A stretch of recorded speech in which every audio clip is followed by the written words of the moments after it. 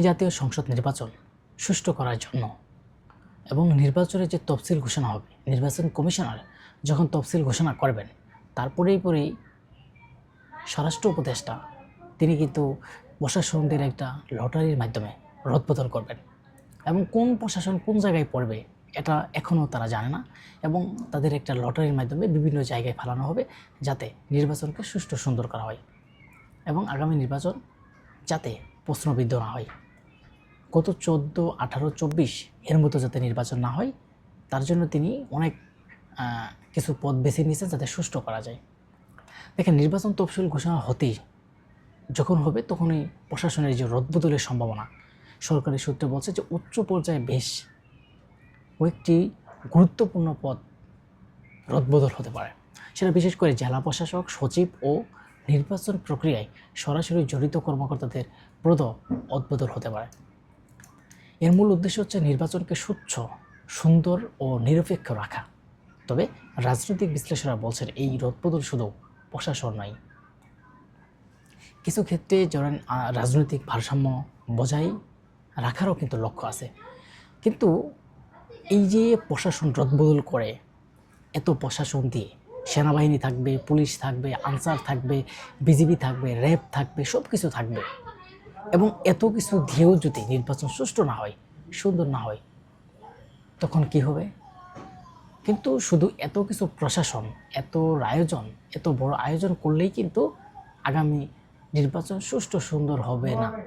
এর জন্য প্রতিটা রাজনৈতিক দলকে স্বচ্ছ হতে হবে, সুন্দর হতে হবে এবং তাদের নিরপেক্ষতা থাকতে হবে এবং কেউ যাতে কোনো জোরপূর্বক কিছু না করতে হয় সেই মনোবল থাকতে হবে এবং জনগণকে সচেতন থাকতে হবে।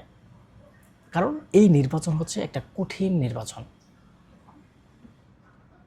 এই জাতীয় নির্বাচন আপনার মানুষের মনের ভিতরে একটা উৎসবমুখর পরিবেশ যাতে হয় এবং মানুষ যাতে উৎসবমুখরভাবে সেখানে গিয়ে ভোট দিতে পারে এবং মানুষের মনের ভিতরে একটা আমেজ থাকে। আসলে আমরা একটা ঘটনা দেখেছি যখন আমরা ছোট, হয়তো অনেকেই এ কথাগুলো মনে আছে। আমি যখন ছোট তখন দেখি যে আমাদের স্কুলের ওই জায়গায় যখন নির্বাচন হয়, যারা ঢাকা থাকতো, যারা বিভিন্ন জায়গায় থাকতো, চাকরিজীবী করতো, তারা সেখানে ঈদের মতো একটা আমেজ করতো, সেখানে বাড়িতে যেত এবং বাড়িতে গিয়ে তারা একটা ভোট দিত, বিভিন্ন জায়গায় হাসাহাসি বা একটা মজা, যে একটা আগের যে একটা ফিলিংস বা একটা মজা, সেই মজাটা কিন্তু মানুষ এখন হারিয়ে ফেলছে। কেন হারিয়ে ফেলছে? 17 বছর একই সরকার বারবার ক্ষমতায় থেকে একটা কোনো মতন একটা নির্বাচন দিয়ে তারা চলে যাচ্ছে এবং সেই নির্বাচন নিয়ে মানুষের প্রশ্নবিদ্ধ হয়ে রয়েছে এবং মানুষ 17 বছর ভোট দিতে পারে নাই এবং ভোট না দিলেও তার ভোট হয়ে গেছে। কিন্তু এইবারও যদি তাই হয় তাহলে সাধারণ জনগণ কোন দিকে যাবে? কিন্তু আমরা মনে করি এবার যে প্রশাসন, যে নিয়োগ, এবার যে এত আয়োজন, আমরা আশা করি যে আগামী নির্বাচনটা সুষ্ঠু সুন্দর হবে। এর জন্য সাধারণ মানুষের গুরুত্বপূর্ণ হতে হবে এবং সাধারণ মানুষের দায়ভার নিতে হবে এবং শুধু প্রশাসন দিয়ে এত কিছু দিয়েই কিন্তু সুষ্ঠু করা সম্ভব নয়। কিন্তু প্রতিটা মানুষের তাদের নিজ দায়িত্ব নিয়ে সেখানে মাঠে থাকতে হবে এবং যাতে সুষ্ঠু হয়, কোনো 2 নম্বরি, কোনো চুরিচামারি, কোনো ভোট ছিনতাই বা কোনো জোরপূর্বক কোনো ভোট এটা যাতে না দেওয়া হয়, তার জন্য সজাগ থাকতে হবে প্রতিটা প্রশাসন এবং প্রতিটা যারা দায়িত্বপ্রাপ্ত আছেন তাদেরকে।